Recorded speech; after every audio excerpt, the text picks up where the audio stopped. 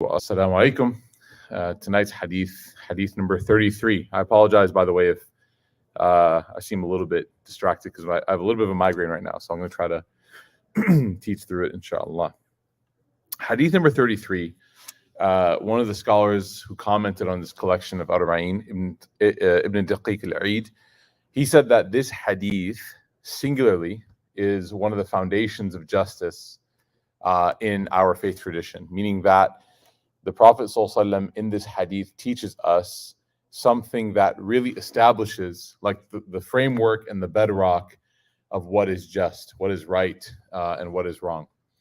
So let's read the hadith. It's on Ibn Abbas radiallahu an, that he said, radiallahu anhuma, that he said that anna Rasulullah sallallahu alayhi wa sallam qal, that the Prophet sallallahu alayhi wa sallam said, لو يعطى الناس بدعواهم, that let's read the Arabic. لو يعطى الناس بدعواهم لا ادعى رجل أموال قوم ودماؤهم لكن البينة على المدعي واليمين على ما أنكره. That he said, alayhi that if people were to be granted or given according to whatever it is that they claimed, then he said, some would claim the right of the wealth or even the lives, the blood of some people. But he said, the Prophet ﷺ, the burden of proof is upon the one who is making the claim, and the taking of the oath, al-yamin ala man ankara, is upon the one who is denying any allegation. Okay, the burden of proof is upon the one who's making the claim, and the one who is being alleged against. Their responsibility, as opposed to providing proof, is to provide an oath of denying whatever is against them. Okay, so what did the Prophet ﷺ teach us in this hadith? And this is why the scholars mention that it's so critical in terms of its background.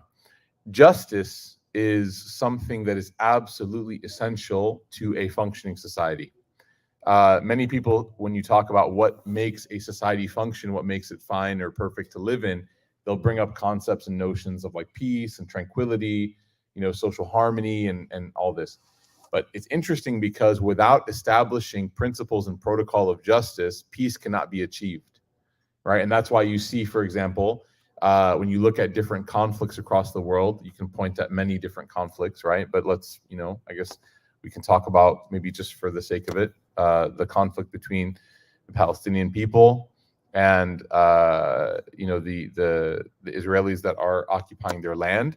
That there are constant calls for peace and communication and coalition building, but when you remove justice from any equation, it becomes nearly impossible for either party to focus on establishing peace. And so, while Islam is a religion that promotes and teaches the idea of peaceful coexistence, at the same time, it's important for us to understand that Islam simultaneously, almost hand in hand, teaches that justice is necessary in order for civilization to live in a harmonious way.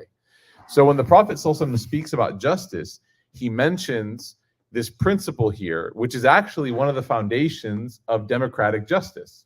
We believe in a democracy, especially with our judicial system, that a person is innocent until proven guilty. This is the burden of proof is upon the claimant, right? So whenever anyone has an allegation upon somebody, they're free to make their allegation and to argue their case. But what they'll be asked about, especially in like a Western democratic country, is to provide proof, provide evidence of your claim. So we think of this as being like a very progressive and an extremely enlightened perspective when it comes to justice. Little did we know, 1400 years ago, the Prophet ﷺ said the same thing. He said, ﷺ, that if people were simply able to make claims and they were believed, those claims were believed unconditionally, then what you would have was utter chaos. And the examples of chaos that he gave were what?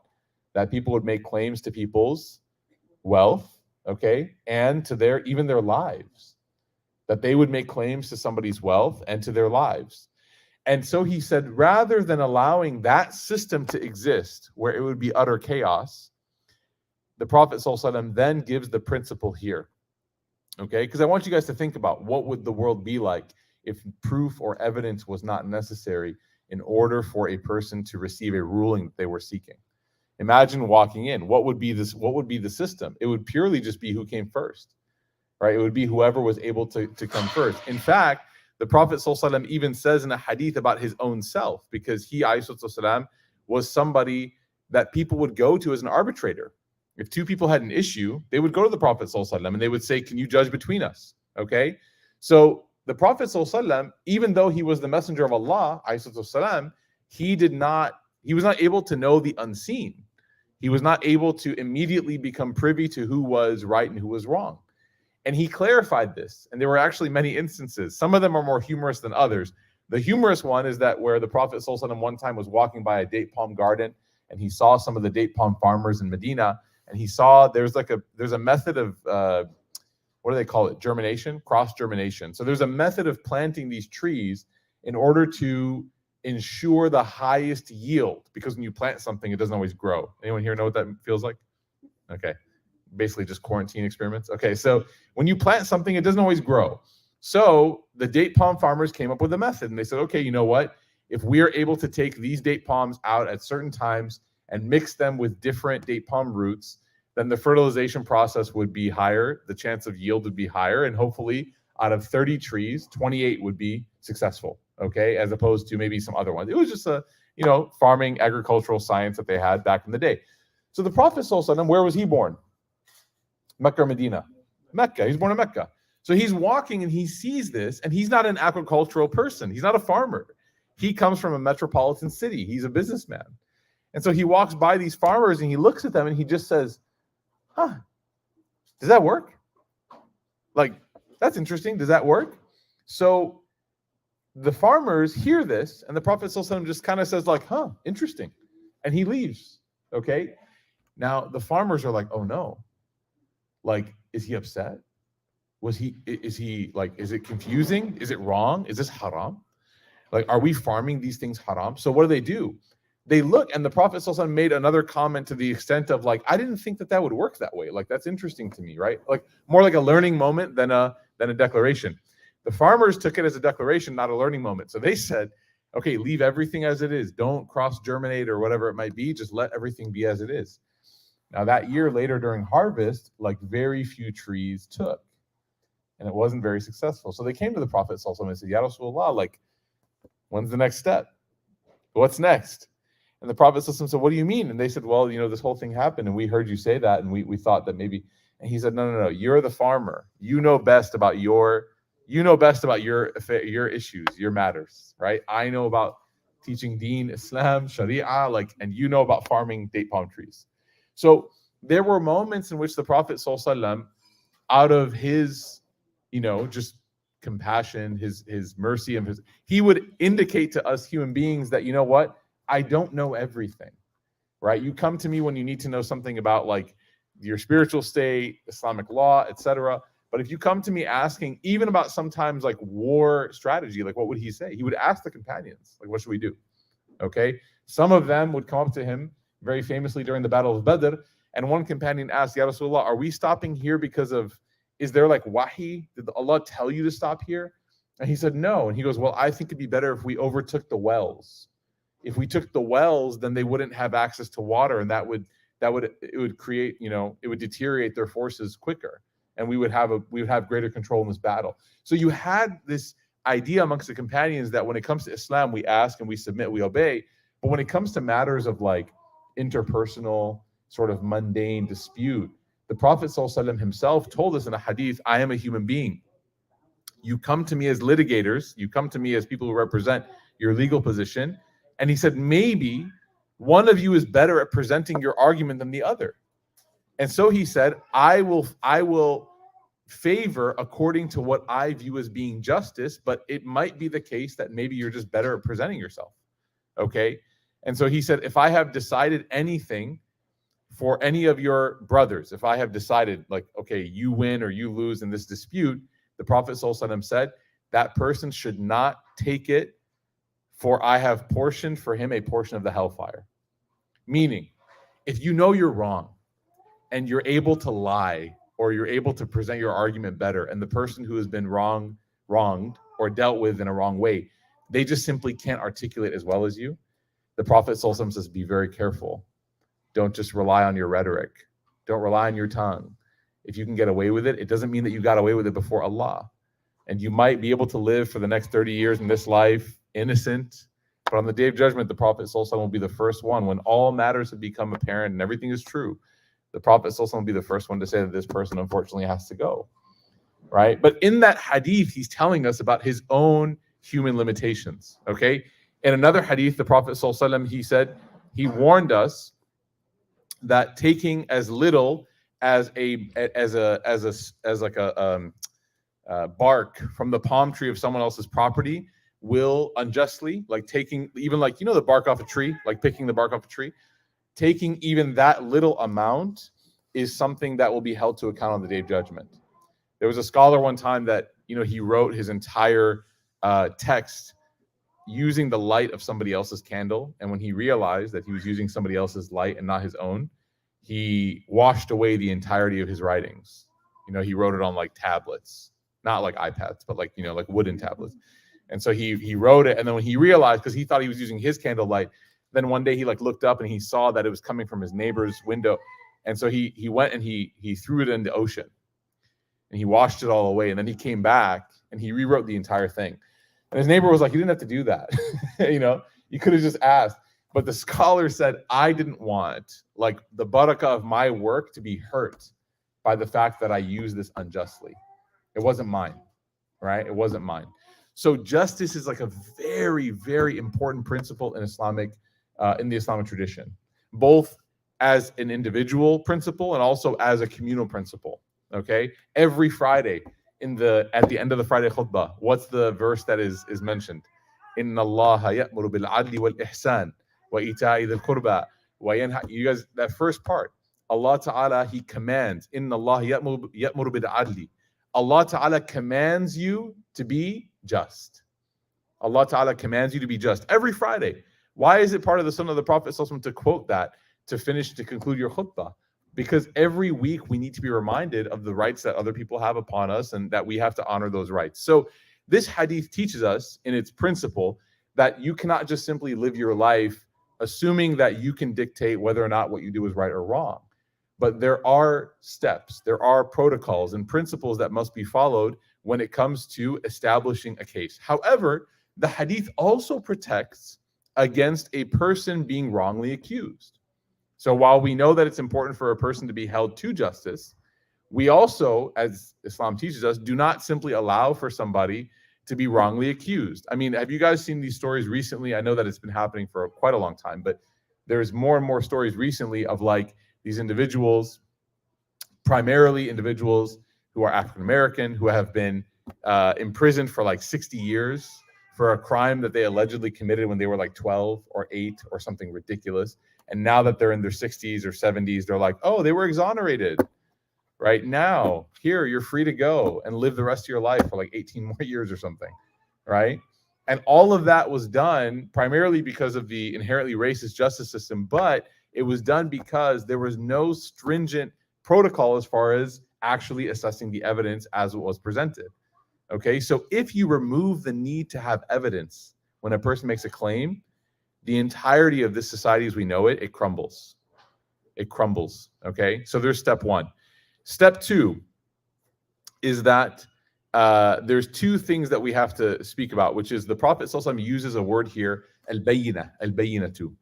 Al-bayyinatu, it shares the same root word as mubin, which means something that is clear, something that is clarifying and clear, okay? So what this means is that evidence obviously is not always, open shut. Evidence is not black and white. Sometimes evidence is presented and it is left up to interpretation. So what is proof, or what is used as proof here in this, most of the scholars refer to this as being some sort of A, witnesses, or B, some sort of documentation. So the Prophet ﷺ here uses this description in order to allow us to realize that he said, she said. The dispute between, oh, he said this and he responded this, or she said this and she responded this, is simply not enough to establish a final ruling. It's not enough for someone to have like what is absolutely final. And so scholars will constantly refer to this as being a noun that encompasses any medium that helps establish truth. We do believe in witnessing in Islam. We do believe in the importance of having witnessing. There's a wisdom that witnesses are required for certain punishments in Islam, some of which because those punishments are so drastic that in order to have that many witnesses, it's virtually impossible for a person to get caught, right? So for example, like the punishment for fornication, that is a harsh punishment, but a person has to be caught in the act by witnesses, which is virtually impossible, okay? Or even intoxication. All of these really, really harsh social sort of criminal punishments are only put when a person is so negligent and so flagrant in their action that they have no care if people see them or not. And thus the punishment awaits for them. So it's important to understand here what proof means. Now, what does it mean for someone to be a witness? Because obviously this can be problematic. Number one, the witness must be someone who is sound and competent. Okay, this both refers to like emotionally, mentally, etc. Okay, the witness must be an adult. Have you guys ever had a child lie about you? It was a really funny story. You guys know Ustad Ubaidullah, he teaches here on Wednesdays. So we were talking the other day and he was telling me that, you know, his nephew, who he loves and, you know, he loves him, was really upset one day at him. And he told him that, you know, he told his mom got home and he said that Chachu kicked me. And he was like, what? And he goes, Chachu kicked me. And I was like, where did that come from? And you'll see, man, kids, man, their imaginations are wild. Right. And sometimes, of course, you listen because they could actually be onto something, you know, in school and stuff like that. You don't just instantly dismiss everything they say. But man, sometimes it's like insane. And I'm happy that I have a Nest Cam in my house to protect me from my children's things. But anyways, the third is that the Islam of a witness does contribute to their trustworthiness. The Islam of a witness, meaning that their Muslimness, their faith, contributes to their trustworthiness. It doesn't mean that we cannot take the eyewitness account of a person who's not Muslim. But we understand that there is a spiritual hierarchy that if somebody does in fact believe in Islam and they do have a sense of taqwa and God consciousness, that we believe that they would have more at stake, hypothetically, to lie about something and to tell the truth about something. Now, of course, practically speaking, I know some of you are like, well, I know some Muslims who lie a lot, and I know some non-Muslims who are very truthful. That's why it's not absolute, right? It's something to consider when it comes to witnessing. The fourth is that the witness should have sound memory. Anyone here have a good memory? Point to your children. Anyone here have a bad memory? Yeah, so you should have a sound memory. So you see now, it's very interesting. Like, to be a witness is not easy.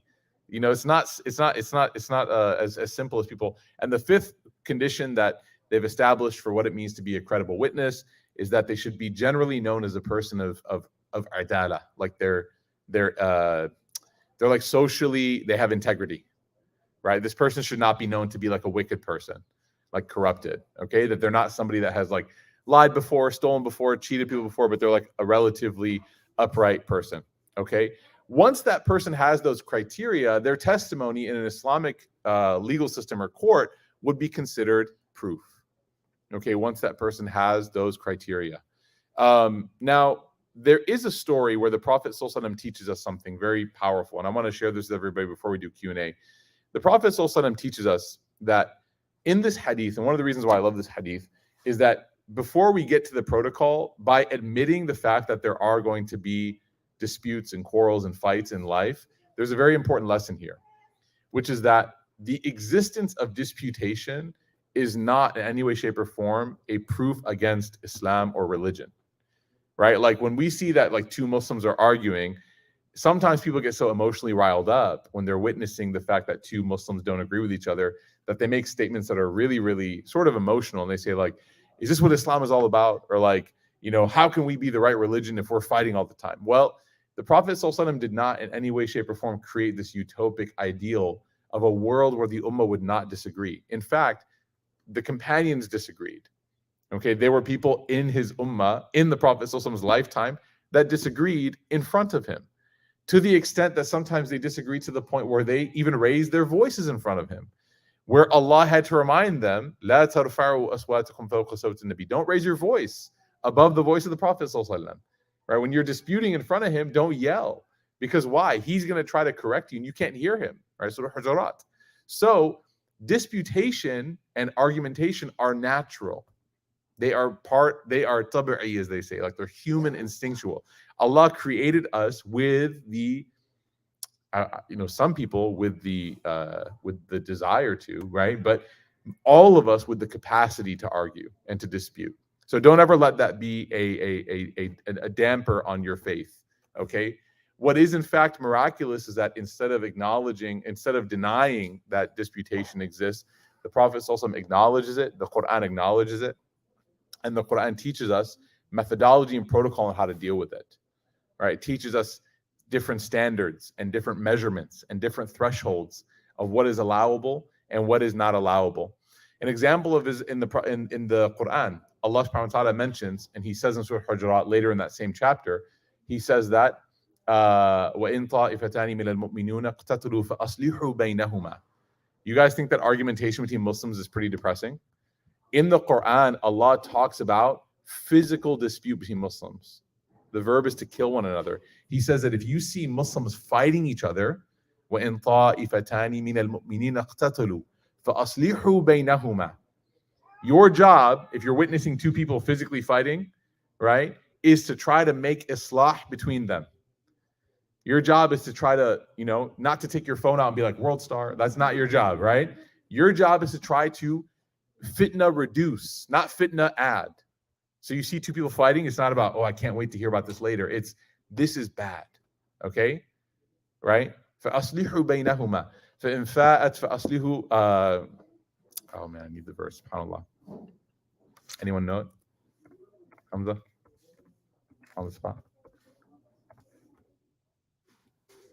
Huh?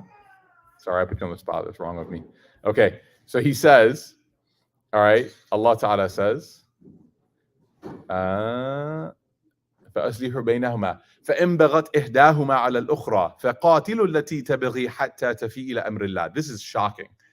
Allah says, and when you're standing there and you see two people fighting, he says what? If you see that one of them is clearly in the wrong, it's not mutual. It's not like, oh, they're fighting equally. فإن بغت إحداهما على الأخرى. If one of them is clearly wrong over the other one, فقاتلوا, then you need to actually engage and defend التي تبغي. You need to fight against the one that's oppressing.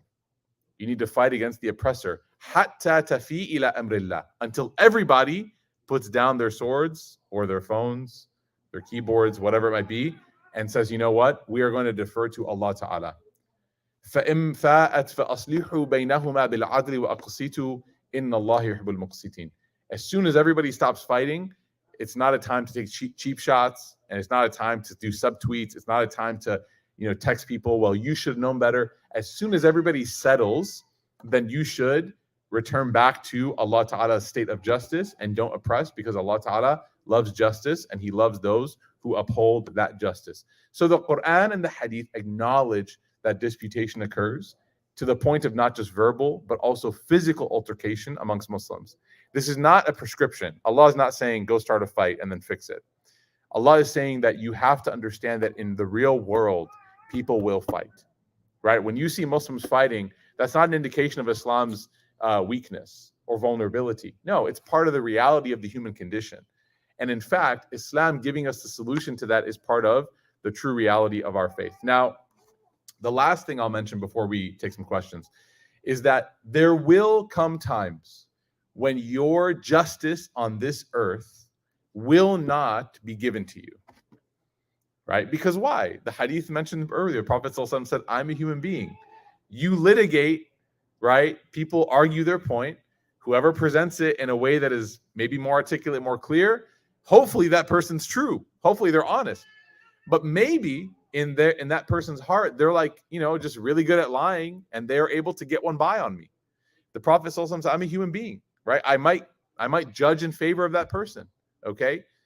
So the Prophet ﷺ teaches us, number one, that you're not going to get all your justice here. That's why we believe every day we recite 17 times Maliki Yawmiddin.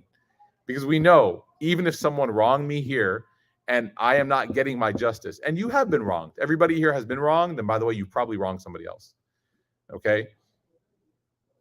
Allah does not give justice here instantly, but on the day of judgment, for somebody who doesn't repent, justice is waiting for them.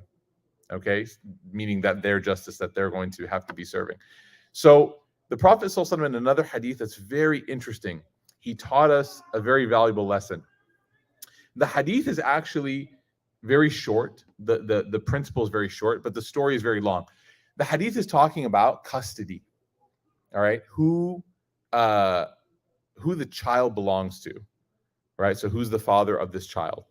So the hadith is narrated about Aisha radiallahu anha. She narrates, and she said that Sa'd ibn Abi Waqqas and Abd ibn Zama'a disputed over who the lineage of a little boy was. Okay, Sa'd ibn Abi Waqqas was, they were both representing their families, and there was a young child in Mecca. This is after the Fath of Mecca. And they were basically disputing over who this child belonged to as far as family. Why? Because the woman, the mother of the child, had in her life had a stage of two different relationships within a window of time that would have allowed for either of two men to have been the father. Everyone with me so far? All right, okay. We're not like Maury Povich, like you are the father? Okay, all right. So, Sa'd bin Abi Waqqas was arguing on behalf of his brother, Utbah. So he said, this is my brother's kid. This is my brother's child, Utbah bin Abi Waqqas. And he told me, Utbah told me that when you go back to Mecca and you see my son, bring him back. He's our family. Bring him back with you. Okay? Abd ibn Zama'a, the other man who was claiming, said that, O Messenger of Allah, this young boy is actually from our family. In fact, he's my brother. Right? He's my brother. He was born on the bed of my father. So Abd ibn Zama'a is saying that my dad had a relationship with this woman. This is their child. So he's my brother. He's not this guy's son. He's my brother or nephew, however you want to say that. Okay? The Prophet ﷺ took this moment and he looked at the child. He heard the arguments, both sides. Okay? He looked at the child and he saw that the argument of where the child was born, okay, on the bed of my father, this was not disputed. This was a claim that was substantiated. This child was born on the bed of my father. Okay? Meaning what? This is where the woman gave birth. Why would she have given birth on my father's bed if it wasn't my father's child? I'm not just going to walk into some random person's house and give birth. So no one disputed that. The Prophet ﷺ said, okay, based on that claim, anyone have any dispute against that? Where was the child born? On the father, on Abd ibn Zama'a's bed? Okay. No one has any dispute? No? Sa'd? No? No one? Okay. Yep, the child belongs to the bed. The hadith says, Al-waladu lil-firash. The child is for the bed. And walil-ahiri al-hajar. And for the one who commits the illegal intercourse is the stone. And this is just like a warning. Okay, this is just a warning. But here's the crazy part of the hadith. You ready? You guys ready? Okay, Abd ibn Zama'a, who was the Prophet ﷺ? What was one of his wives' names related to that family?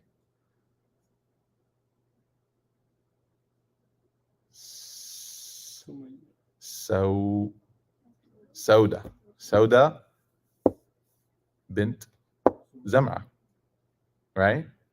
So the Prophet ﷺ, he looks at Sauda after he ruled in the favor of the Zama'a tribe.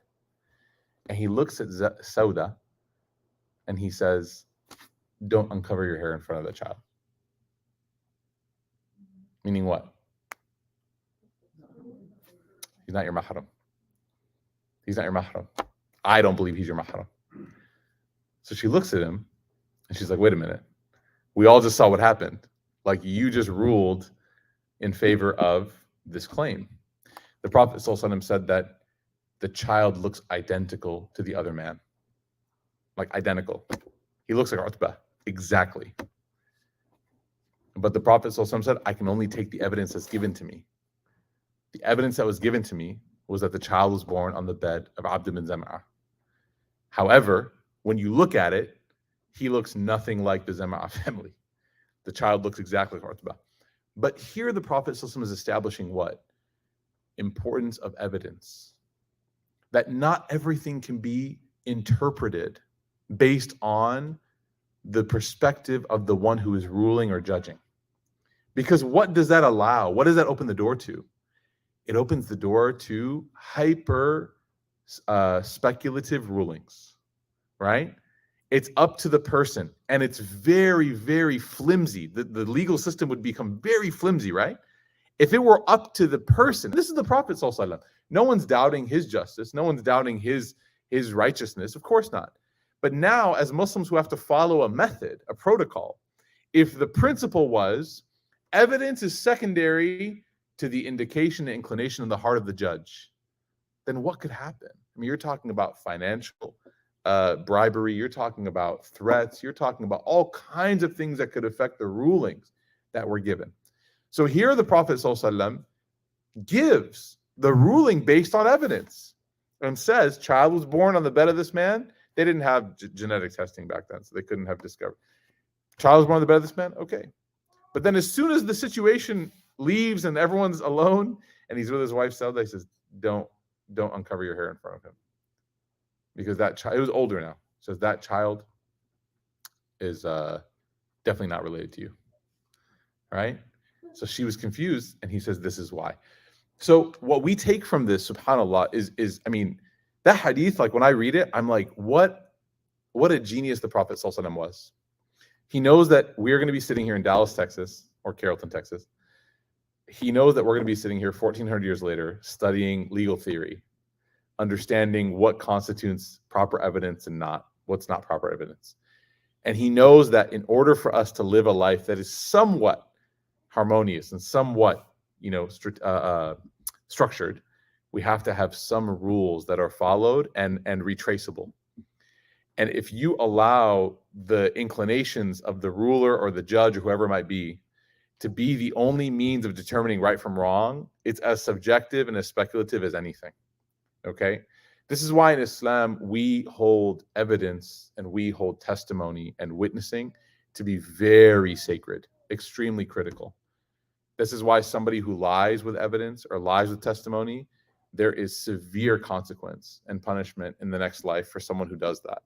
And this is why we are also taught that if you don't get your justice in this life, that you are rewarded 10, hundreds, thousands fold in the next life, just because this imperfect society that we live in was not able to give you the perfect justice that you actually should have gotten. Right? So this hadith, very interesting, very obviously complex. I know this is 2 weeks in a row that we've gone to like legal stuff. But I think it's important for us to become familiar with these ahadith so that when we come across situations that maybe have been popularized, we can understand that like celebrities that are able to afford like good legal, teams that can get away with anything, right? We understand that there's a reason as to why evidence and proof is so sacred, and the burden of proof is so sacred in our tradition. Okay, something to think about. Definitely food for thought. Anyone have any questions? Yeah. So in today's age, given how easy it is to manipulate evidence, yeah, sure. Bribe a witness. I can take this video and edit it. I can Photoshop this picture. Yeah. How do we maintain authentic when it's so easy to manipulate it? Really good. I mean, I have no idea. It's scary, like deep fake videos and all this stuff. How do you maintain authentic evidence when there's such, content can be manipulated so much, photoshopped, all that kind of stuff.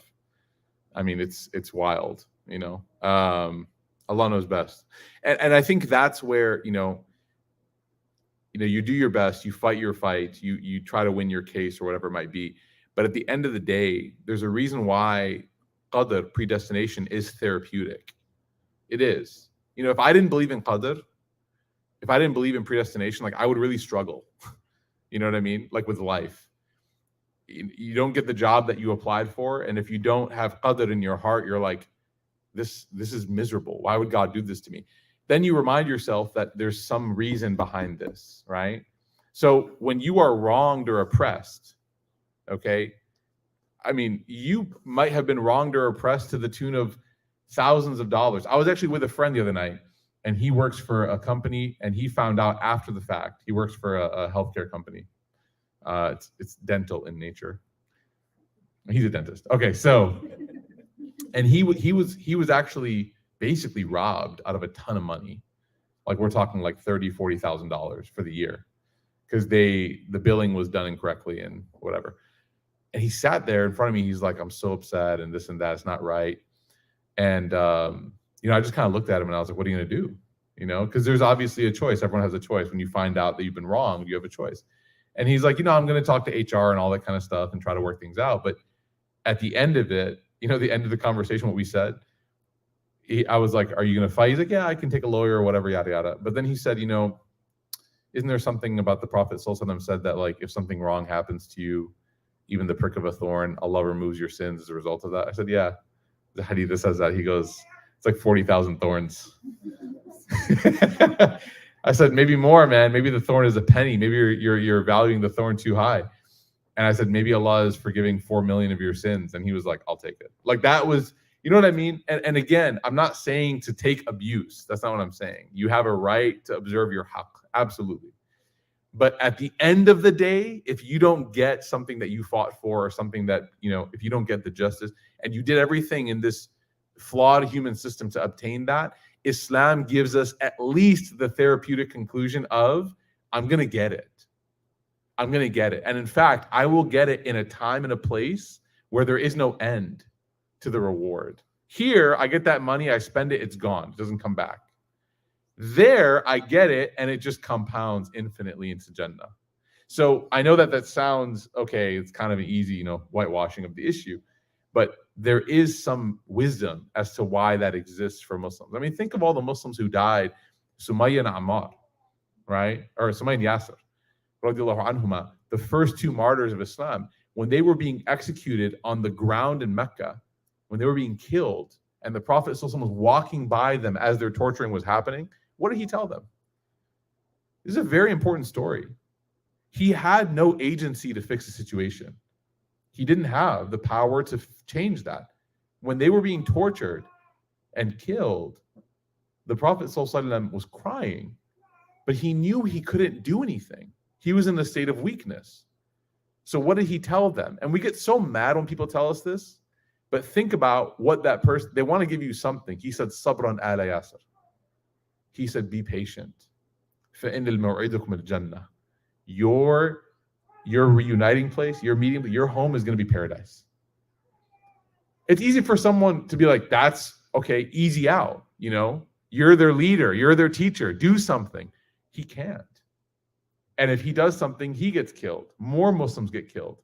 His only recourse at that moment is to tell them that Jannah is waiting for you, right? How many of us would have loved to have been told that? Many of us are waiting to see if we'll get to Jannah. Imagine being told Jannah's waiting for you. That's all he could have said. But for them, that was enough. For them, that was enough, right? For us, fast forward 1,400 years, I feel like Jannah is more of a consolation prize than it is like an actual goal. Like something bad happens and we're like, well, at least I'll get Jannah, inshallah. It's like, maybe if we flip that priority and we said, you know what, like, I will give up in this moment my pride, my ego, whatever it might be, and I will take Jannah, right? Because the Prophet ﷺ said that, many examples, right? Now, at the same time, you're not to be abused, and you're not to be walked on, and you're not to be taken for granted in that light. But there's a fine balance between fighting a never-ending fight and continuously, working on that, occupying all of your resources and your energy, neglecting yourself and your friends and your family, etc., versus being able to say, you know what, I've done what I can. I've done what I can, and I'm going to leave the rest to Allah. That's why we say when we're frustrated, right? There's no more powerful of a statement than an Egyptian woman's Hasbi Allah wa ni'mal wakil. When my mom would say that, when my mom said Hasbi Allah wa ni'mal wakil, I would think about the person she was saying it about, and I'm like, you are gone. You have no clue how gone you are, right? When my mom says that, how good of, Allah is sufficient for me, and what an excellent handler of my affairs he is. When she said it with that tone, Hasbi Allah, I was like, oh snap. That man or woman or whoever has no clue what they just did, right? The person who, like, and there were times where it was serious, right? Legal stuff like that. My mom was arrested when I was a little boy, man. She was driving without registration, and they literally took her. She was going like 25 and a 20 out of the van, pushed her up against the van, handcuffed her. I was like 6 years old. I saw this whole thing. Put me and her in the back of the cop car. She's darker skinned. She's brown skinned. Took her into the police station. Put me in the holding cell with her. I was there for 6 hours until my dad could come. Right? And the whole time she's crying, it's okay, it's okay. And I'm kind of like, what's going on? Of course, I'm a kid, so I'm like, this is kind of cool. But then you see your mom crying and it's not cool. So you're like, it's a weird. And then I remember she's just saying, Hasbi Allah wa ni'mal wakeel. Right? I wouldn't be surprised. I mean, bad things happen to that person, right? So the point being is that there comes a time in the moment of your life when you realize that the oppression you're experiencing, the wronging you're going through, you may not have the complete authority to change that in that moment. And it's just the nature of the world, right? And at that moment, it's where you say, you know what? I'm going to leave this to Allah. And sometimes Allah lets these things happen so that we come back to Him, right? Allah knows best. But again, it's not ever a justification to wrong somebody or oppress somebody, or to allow that to keep going. Good question. Any other questions? Yeah. What happens like if someone's claiming something against you? You said in the hadith that you can take an oath. Yeah, good. Thank you for the end of the hadith. So the Prophet ﷺ is explaining to us legal protocol, and he's saying that the person, basically the two things, the person who's making the claim, they have to provide evidence. The person who is defending against the claim does not have to provide evidence that they didn't do something. If you think about it, it's logically impossible. If somebody said, you stole from me, how am I supposed to provide evidence that I didn't steal from you? So what is for that person? Al-yamin, the oath. So if a person's being alleged against, they do have to take an oath. Did you do this or not? And they have to say, like, no, wallahi, uqsimu billah, however you say it, right? I did not do this. Okay? But the Prophet ﷺ is saying, you cannot force someone that has a claim against them to provide evidence of their non-guilt, right? That's not possible. So this is like very intricate, like democratic legal principle that the Prophet ﷺ is teaching us, right? The one who makes a claim, they have to provide evidence. The one who's being claimed against, they don't have to provide evidence. They just have to take an oath that they are not guilty. Okay? All right. Yeah. What if the witness isn't perfect? Is the value of the witness decreased, or is it? Yeah, it can be. It can be. And that's the importance and value. Again, you're talking about a human. So if the witness is not perfect, and again, I wouldn't use perfect. Here, it's actually a very like relatively mediocre standard. They have to be someone who's like not known as a liar, not known as like a thief or like a criminal. They have to be someone whose like memory is decent. Like, okay, I remember things, whatever. Hey, did you go to class on Tuesday or Thursday? You're like, I can't remember. Like, we should all be able to remember that this is on Tuesday nights, that kind of thing. So there's a very, I would say, medium bar for this. It's definitely not low, but it's not super high. And if the person has like flaws in their character or very open, like flaws in their memory, like they're like, I can't remember where, like, is Roots in Dallas or Houston? Like, I can't, and you live in Dallas, you know what I mean? And their memory is that, insufficient, then yeah, I mean, it would definitely weaken their testimony for sure. Like that would have to be taken into consideration by the judge. Absolutely.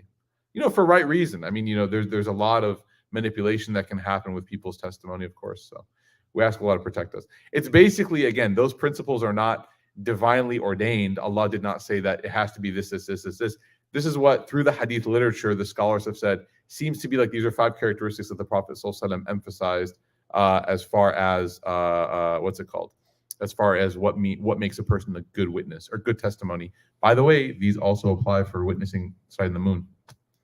Isn't that interesting? Like, we don't just take anyone's moon sighting because they might want to end Ramadan early. They're like, I'm hungry. It's Eid, So witnessing, according to all the madahib, I believe except for one of them, according to the majority of the madahib, the person has to have like adala. They have to be like, they have to have good eyesight. They have to be a person of justice and uprightness, good character, etc., etc. It's serious stuff. Yeah. Do the rules apply for both male and female? And is the value the same for male and female when it comes to shahada? Yes. So the rules apply. The testimony applies. There are certain moments in which the testimony of a male or female are not equal, but that's not in all things. It's certain things. generally speaking, the testimony of a woman is equal to that of a man, except for certain exceptions. Yeah, and those are for certain reasons, typically because the men were the ones who typically executed contracts and things like that.